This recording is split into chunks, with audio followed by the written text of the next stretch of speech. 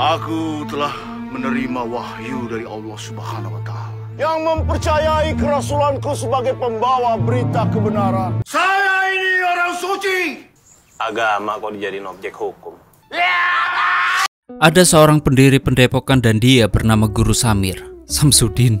Oh, tenan. Di sini dia sedang berkhotbah dan menyatakan bahwa dirinya adalah Rasul baru yang diutus Allah. Bahkan Guru Samir akan memberikan penebusan dosa dan dia juga menjanjikan surga bagi orang-orang yang mau mempercayai kerasulannya dan mau mengikuti semua ajarannya yang tentunya. Hai para people, apa kabar kalian semua? Semoga kalian dirahmati Tuhan dan diberi rezeki yang lebih, amin.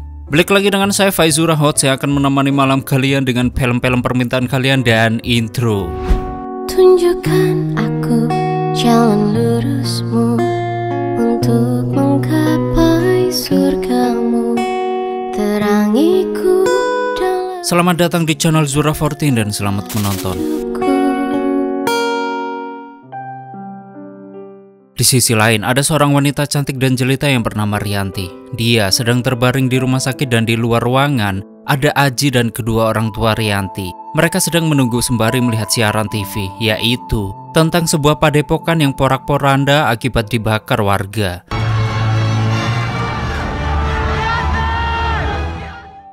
Lalu kita akan flashback yang dimana Aji sedang bermain drum dan dia ditemani seorang wanita yang selalu menggodanya. Namun tiba-tiba Rianti, yaitu pacar Aji, dia datang ke studio lalu melihat Aji yang sedang dipeluk oleh wanita itu. Sontak Rianti kaget dan langsung keluar dari studio itu.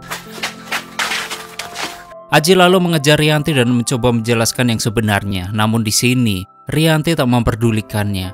Akibat hal tersebut, Rianti pergi meninggalkan keluarganya dan juga Aji. Di dalam perjalanan, Rianti teringat akan hubungannya dengan Aji yang ditentang oleh ayahnya. Karena Aji adalah anak band yang badannya penuh tato dan terlihat seperti bocah urakan. Namun Rianti selalu membela Aji dan tak pernah menghiraukan nasihat orang tuanya, yang ternyata Rianti menuju ke sebuah padepokan yang diurus oleh Guru Samir dan Ki Baihaqi. Guru Samir sendiri dianggap orang suci dan sakti oleh para pengikutnya, sampai-sampai ada seorang calon gubernur yang menghadang Guru Samir, yaitu untuk mendampingi dan menjadi wakilnya dalam pemilihan gubernur yang akan datang. Karena doktrin-doktrin yang Guru Samir berikan pada pengikutnya menjadikan mereka begitu mempercayai dan mengangkat Guru Samir adalah Rasul utusan Allah. Tidak usah khawatir untuk menyelamatkan umatnya. Di dalam sebuah ceramah yang Guru Samir berikan, di sini Rianti bertanya pada Guru Samir tentang orang-orang yang menentang dan tidak mempercayai ajaran-ajaran Guru Samir termasuk orang tuanya. Yang menghalang-halangi adalah musuh Allah. Wajib dimusuhi. Sedangkan Ki Baihaqi, dia kaget mendengar jawaban Guru Samir. Dan setelah kembali ke ruangannya, Ki Baihaqi mengingatkan Guru Samir, yaitu untuk lebih berhati-hati dalam menyampaikan sesuatu pada murid-muridnya. Guru Samir yang sudah dikuasai oleh ambisi dan nafsunya, dia tak menghiraukan nasihat Ki Baihaqi dan ia pergi meninggalkannya. Tak berselang lama, datang Saija, yaitu istri pertama Guru Samir ke padepokan. Di sini ia mencari Guru Samir karena Sarah anaknya sedang sakit. Namun ternyata Guru Samir tidak ada di sana. Ki Baihaqi yang menemui Saija, dia menyuruhnya untuk mencari Guru Samir di tempat istri-istrinya yang lain. Karena Guru Samir mempunyai 4 orang istri yang tinggal di desa sebelah. Namun Saija sudah mendatangi rumah para istri Guru Samir dan ia tidak menemukan Guru Samir di sana. Ki Baihaqi lalu menyuruhnya pulang dan dia akan mencari Guru Samir. Saya pulang dulu. Begitu ketemu, langsung saya suruh pulang ke rumah. Saija pun menunggu Guru Samir di rumah dan di sana terlihat Sarah yang sedang terbaring sambil ditemani Rehan, yaitu kakak tirinya. Tak lama setelah itu tibalah Guru Samir di rumah dan dia langsung menggendong Sarah yang ternyata Guru Samir baru saja meniduri salah satu santriwatinya yang sudah termakan janji-janji yang diberikan Guru Samir. Guru Samir telah mengubah syariat dan hukum-hukum Islam untuk memuaskan nafsu bejatnya. Sampai kapan kita seperti ini terus, Guru? Sabar ya. Di sisi lain, Rianti dan kedua orang tuanya tengah melihat siaran di TV dan mendengar bahwa makin banyak aliran-aliran sesat yang bermunculan. Sang ibu pun mengkhawatirkan Rianti. Ia mempunyai firasat buruk tentang padepokan yang ditinggali Rianti. Sebetulnya fenomena apa yang terjadi, Pak Ustadz? Mereka lalu menyuruh Aji pergi ke padepokan itu. Lalu Aji pun datang ke padepokan tersebut. Di sini Aji heran. Dia melihat dan mendengar beberapa PSK dan perampok yang baru keluar dari tempat pendaftaran. Bahkan mengatakan sesuatu yang tak lazim. Lalu Aji langsung ke tempat pendaftaran. Aji disodori lembaran kertas yang berisi daftar harga paketan yang disediakan di padepokan itu. Di antaranya paket eksekutif, dan yang paling membuat Aji heran adalah sebuah paket yang memberikan jaminan masuk surga bersertifikat. Wow, yang pastinya kalian dijamin masuk surga. Ini padepokan kocak juga ya. Dijamin masuk surga, dapat sertifikat. Lalu Guru Samir datang dan menjelaskan pada Aji yang nampaknya sangat tidak percaya. Di sini, Aji merasa orang-orang di situ telah dibodohi oleh Guru Samir. Agama kok dijadiin objek hukum. Kamu boleh tinggal dan belajar agama di sini. Sedangkan Rianti, dia tampak kaget melihat Aji tiba-tiba muncul di padepokan tersebut. Mereka berdua lalu ngobrol dan Aji membujuk Rianti untuk pulang bersamanya. Namun Rianti yang sudah terhasut oleh tipu daya Guru Samir pun menolaknya. Maunya kamu disuruh sama ibu. Kamu nggak perlu khawatir dan nggak perlu tinggal di sini segala. Tempat ini udah banyak meracunin pikiran kamu kan? Kemudian Aji melihat Guru Samir menuju sebuah tempat. Dan kata Rianti, adalah tempat yang biasa digunakan Guru Samir untuk melakukan khalawat, bahkan menerima wahyu dari Allah. Aji yang merasa penasaran dan tidak percaya, dia mencoba mengintip Guru Samir di tempat tersebut. Dan betapa terkejutnya saat Aji melihat ada perempuan muda berada di dalam bersama Guru Samir. Sedangkan Rianti yang tidak percaya, dia mencoba membuktikan omongan Aji. Namun belum sempat Rianti melihat perempuan itu, tiba-tiba Guru Samir keluar karena mengetahui keberadaan mereka. Lalu mereka berdua pun pergi dari tempat itu dan kembali ke padepokan. Kamu nggak bisa begitu aja dong menelan semua perkataan yang mereka bilang sama kamu.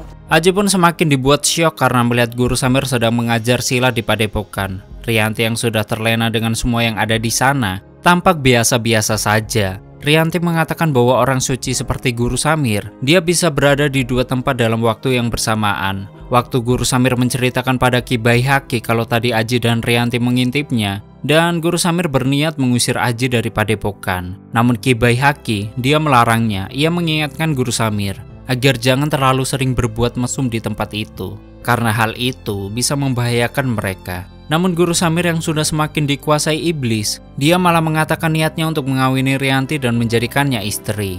Ki Baihaqi kembali mengingatkan Guru Samir agar tidak terlalu berambisi dalam mengambil keputusan. Apa salahnya juga dengan nafsu? Dan keesokan harinya Aji ditelepon oleh kedua orang tua Rianti dan meminta agar Aji menjaganya. Tak berselang lama, datanglah Rehan yang menemui Aji. Saya Rehan. Ia menceritakan tentang asal-usul padepokan itu, yang ternyata dulu padepokan itu adalah sebuah pesantren yang normal, yang mengajarkan syariat dan hukum Islam sebagaimana mestinya. Dan ayah Rehan lah yang mengasuh pesantren itu sebelum dia mati tergantung di sebuah pohon. Masyarakat menganggap ayah Rehan mati gantung diri. Namun Rehan tak mempercayai hal itu dan setelah ayahnya meninggal, Guru Samir menikahi ibunya dan juga merubah seluruh ajaran yang ada di pesantren tersebut. Rehan menyarankan agar Aji segera membawa Rianti pergi dari tempat itu. Tempat ini, itu semua tidak seperti apa yang dia bayangkan. Lalu Aji menceritakan hal tersebut kepada Rianti, yaitu apa yang ia dengar dari Rehan. Namun Rianti tidak mempercayai perkataan Aji dan menuduh Aji hanya mengarang cerita. Bahkan tentang Guru Samir yang mempunyai 4 istri, Rianti sudah mengetahuinya. Di sini sempat terjadi perdebatan di antara mereka. Lalu datanglah Guru Samir yang membawa istri ketiganya dan melerai perdebatan itu.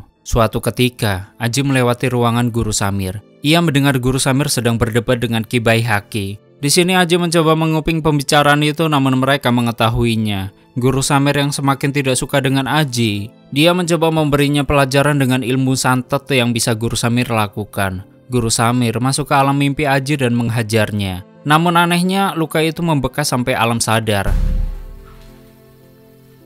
Aji yang tak terima dengan perbuatan Guru Samir, dia menghampiri Guru Samir, lalu Aji menceritakan yang ia alami pada semua pengikut-pengikut Guru Samir. Sedangkan Rianti yang ada di sana, dia malah marah mendengar semua perkataan Aji. Bahkan Rianti menampar Aji. Akibat hal tersebut, semua santri pun tidak mempercayai Aji dan menertawakannya. Lalu datang Rehan dan membawa Aji pergi dari sana. Rehan mengajak Aji ke rumahnya dan Aji menceritakan kejadian itu pada Rehan. Rehan yang sudah sering mendengar hal aneh tentang Guru Samir pun tak heran dengan kejadian itu. Tapi aku juga nggak tahu. Kadang dia baik. Di sisi lain ada salah satu seorang santriwati tengah mual-mual karena meteng.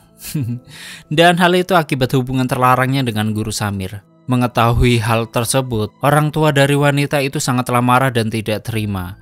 Lalu orang tua santriwati itu membawa warga untuk melabrak Guru Samir. Ia ingin Guru Samir bertanggung jawab. Namun ternyata Guru Samir malah mengelak dan lagi-lagi Guru Samir mengatakan bahwa dirinya adalah orang suci. Apakah kalian percaya orang itu? Kenapa guru ngomong seperti itu, guru? Saya ini orang suci. Yang tentunya tidak mungkin melakukan hal sekeji itu. Dan untuk membuktikan semua perkataannya, Guru Samir mengambil sebilah pedang dan menyuruh seseorang untuk menebas tangannya.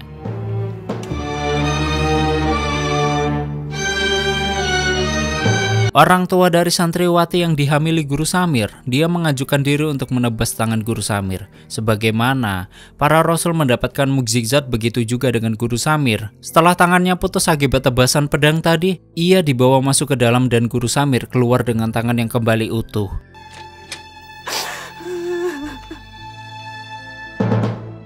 Sontak semua orang yang menyaksikan kejadian itu dibuat kagum dan semakin percaya bahwa Guru Samir adalah seorang rasul. Sedangkan Rehan yang berada di sana, dia menghampiri Rianti dan membujuknya pulang bersama Aji. Namun Rianti yang sudah termakan perkataan Guru Samir, dia menolaknya. Ia tetap ingin tinggal di padepokan itu. Aku akan tetap di sini. Rehan yang sudah muak dan curiga dengan semua yang dilakukan oleh Guru Samir, dia mendatangi Aji dan menceritakan tentang semua yang dilakukan Guru Samir dan Ki Baihaqi. Aji yang dari awal tidak percaya pada Guru Samir, bahkan semua perkataannya, dia mengajak Rehan untuk menyelidiki siapa sebenarnya mereka berdua. Malam harinya, ketika seluruh penghuni padepokan sedang melakukan ritual bersama Guru Samir, Aji dan Rehan melancarkan rencananya. Mereka berdua menyelinap ke padepokan, lalu mencari semua bukti tentang kebohongan Guru Samir dan Ki Baihaqi. Namun mereka tak menemukan apa-apa. Mereka hanya menemukan jubah yang masih ada noda darah yang dipakai Guru Samir sewaktu tangannya ditebas. Dan terlihat Ki Baihaqi mendatangi warga dan orang tua santriwati yang dihamili Guru Samir. Ki Baihaqi menceritakan semua keburukan yang dilakukan Guru Samir. Lalu mereka mendatangi padepokan yang kemudian mereka membakar rumah tirakat yang sedang digunakan Guru Samir berkhotbah di depan murid-muridnya.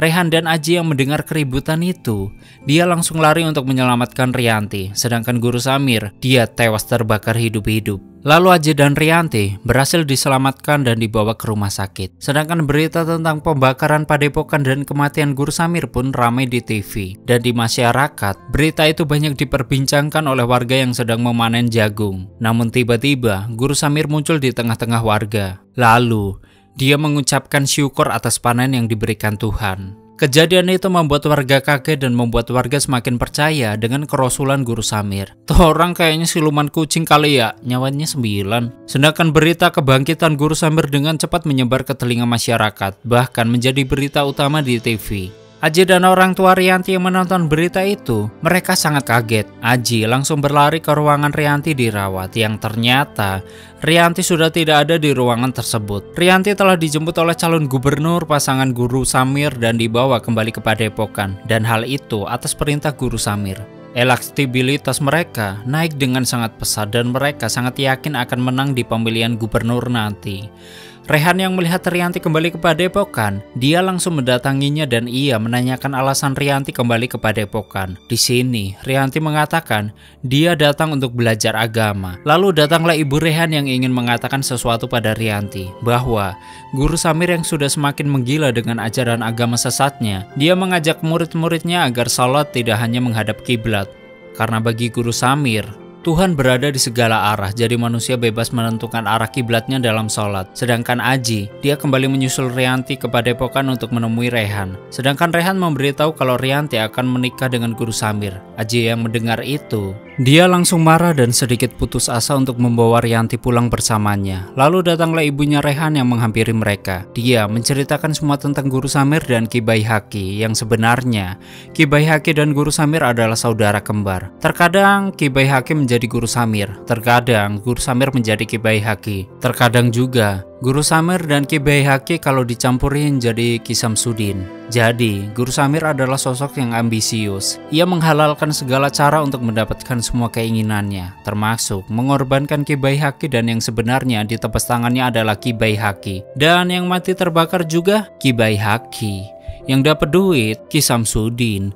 Sedangkan yang pada saat itu mendatangi warga dan memprovokasi agar membakar padepokan, ia adalah Guru Samir yang berpura-pura menjadi Ki Baihaqi. Waktu Rianti dinikahi oleh Guru Samir dengan aturan akad yang dibuat oleh Guru Samir sendiri, yaitu tidak perlu ijab kabul dengan berkulu selayaknya pernikahan orang Islam pada umumnya. Di sisi lain terlihat Rehan dan Aji yang menggali kuburan Guru Samir untuk membuktikan bahwa yang dikubur itu adalah Ki Baihaqi. Lalu film ini diakhiri dengan malam pertama Rianti dengan Guru Samir. Guru Samir yang sudah lama menyukai Rianti, dia menatap Rianti dengan penuh nafsu, dan tanpa Guru Samir sadari, Rianti sudah memegang pisau, dan ketika Guru Samir akan meniduri Rianti, Rianti pun langsung menusuk punggung Guru Samir yang pada akhirnya Guru Samir pun tewas. Ternyata Rianti sudah diberitahu oleh ibunya Rehan tentang yang sebenarnya, bahwa pernikahan itu hanya rencana mereka untuk menghentikan Guru Samir dan tamat.